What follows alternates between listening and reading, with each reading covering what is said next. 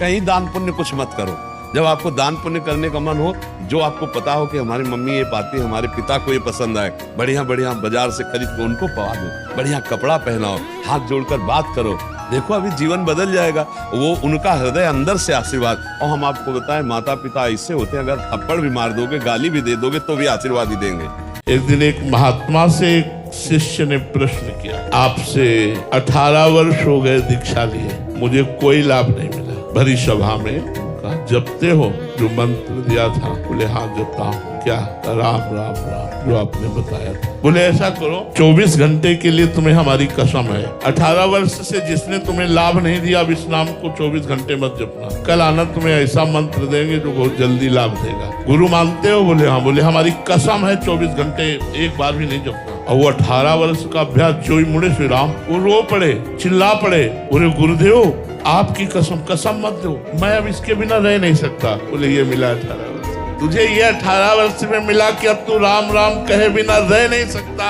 ये सबसे बड़ी सिद्धि है। क्या समझता है? और भगवान नाम में प्रीति हो गई, तू मेरी कसम को भी तोड़ करके नाम जपने में उतारू हो गया। इसका मतलब नाम तेरे जिह्वा पर विराजमान हो गया। अब तुझे परम पद मिलेगा, अब तुझे सुख मिलेगा। ये धैर्य पूर्वक चलना। अगर ये संयोग बन गया कि मनुष्य शरीर और भगवान की कृपा और गुरुदेव का वर्ण, और इस पर भी भगवत प्राप्ति न की, तो आत्महत्या रहा है, बड़ी दुर्गति होगी उसकी। मयानुकूलेन, भगवान की कृपा, नभस्त्वरेति तम पुमान भवाधिम न तरित सा आत्मा। अगर ऐसे में नहीं तर रहा कि मेरी इतनी कृपा हो गई, मनुष्य शरीर दे दिया, अनुकूलता दे दी, गुरुदेव रूप से मैं मिल गया, फिर भी बात न मान करके अगर अपना उद्धार नहीं करता, तो आत्महत्यारा है। ऐसा अमूल्य अवसर न खोया जाए। हम अपना उद्धार करते हैं या आत्महत्यारे बनते हैं, हमारे ऊपर दोनों बातें हैं।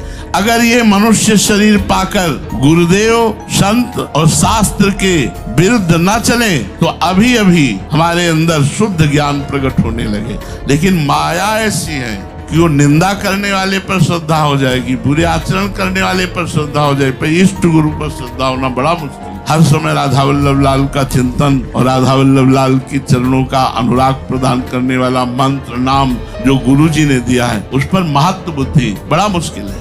मनुष्य के लिए खास बात ये है कि जो भगवान कृपा करते जा रहे हैं उसको समझो। भगवान ने कितनी कृपा की है आपके ऊपर। आप एक बार कभी उनको ऐसा भाव करते कि ओहो कितनी कृपा आप हमारे ऊपर किए हो। लेकिन ये संसार, ये मनुष्य भगवान और गुरुदेव की कृपा का दुरुपयोग कर रहा है। भगवान के सिद्धांत के विरुद्ध जब नहीं चलेगा, अटल निश्चय कर लेगा, तो इसी निश्चय में उसका कल्याण हो जाएगा। तो यदि प्रारब्ध भोग भोगना पड़ेगा, तो भगवत प्राप्ति वाले को भी शांति कहाँ रहेगी? यदि प्रारब्ध कर्म भोगना पड़ा, तो शरीर में पीड़ा है, उल्टी आ रही, चक्कर आ रहा है, ये परेशानी हो, तो शाश्वत शांति को कहाँ प्राप्त है? अब हमें ये बताइए कि प्रारब्ध कर्म क्या विघ्न डाल सकता है या नहीं? अगर नहीं, तो वो सिद्ध महापुरुष कैसे सहता है? अगर हाँ, तो फिर शांति को कैसे प्राप्त हो सकता? उत्तर, प्रारब्ध भोग शरीर में आता है, आएगा, सबके आएगा। यदि आप शरीर से भाव ऊपर उठा ले गए और भगवान में स्थापित कर दिया है, या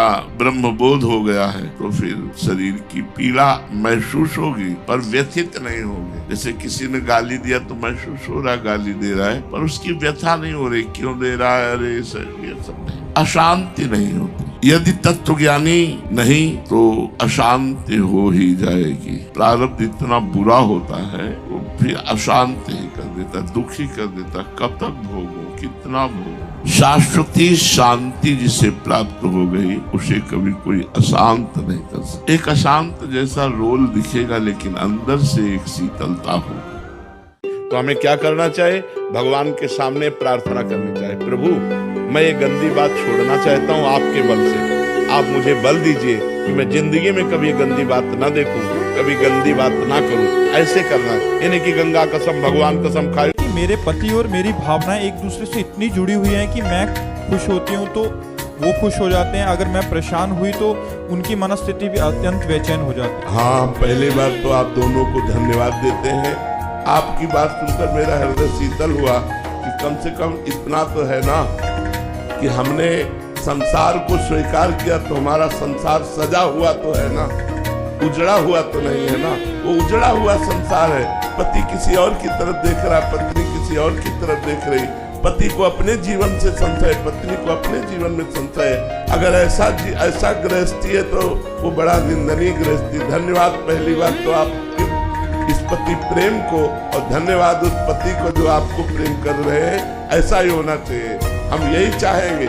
इसीलिए हम गर्लफ्रेंड बॉयफ्रेंड के सिद्धांत को निंदनीय मानते हैं, क्योंकि जब हमारी अभ्यास वृत्ति 4 पुरुषों से मिलने की हो जाएगी, 4 लड़कियों से मिलने की हो जाएगी, तो हमारा गृहस्थ धर्म नष्ट हो जाएगा। हम पति पत्नी प्रेम से नहीं रह पाएंगे, हमारी वृत्ति खराब हो जाएगी। वे विचार प्रवृत्ति को बढ़ावा दे रहे हो, और ये प्रवृत्ति आपको एक में टिकने देगी क्या? नहीं टिकने दी तो आपका गृहस्थ धर्म नष्ट हो जाएगा, आपकी गृहस्थी बिखर जाएगी।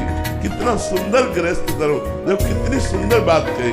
अगर मैं मुस्कुरा देती तो मेरा पति मुस्कुरा देता है, वो आनंदित हो जाता है। ये बात होनी चाहिए।